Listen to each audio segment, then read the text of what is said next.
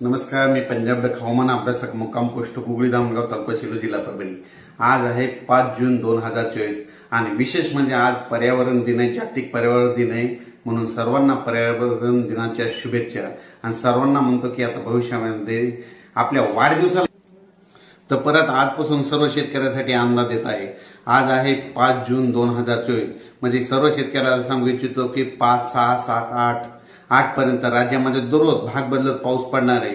पेरण्यायोग्य पाऊस पडणार आहे, काही ठिकाणी कमी पडेल, काही ठिकाणी जास्त पडेल आणि ज्यांच्या ठिकाणी समजा एकीत ओल गेली तर त्यांनी पेरणी करायला हरकत नाही, म्हणून हा अंदाज लक्षात घ्यायचा। पण परत एक सर्व शेतकऱ्यांसाठी आणि एक अंदाज देत आहे।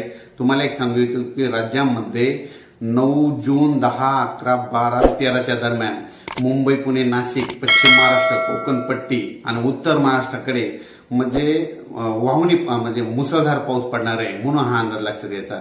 म्हणजे कोकण पट्टी, उत्तर महाराष्ट्र आणि पश्चिम महाराष्ट्रामध्ये 9 ते 14च्या दरम्यान मुसळधार पावसाची शक्यता आहे, म्हणून हे अंदाज लक्षात घ्यायचा।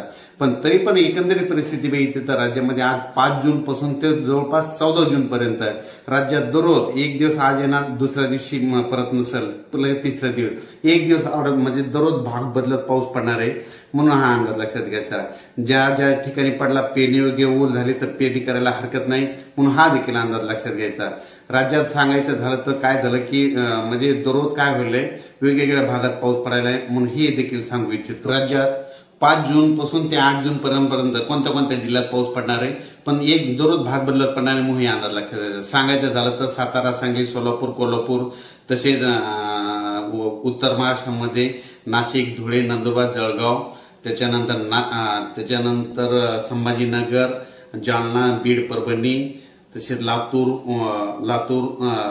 नांदेड, हिंगोली, यवतमाळ, वाशिम, बुलढाणा, अकोला, अमरावती, त्याच्यानंतर उस्मानाबाद, लातूर, त्याच्यानंतर तो पाऊस तसेच सोलापूर, पंढरपूर असा ह्या भागात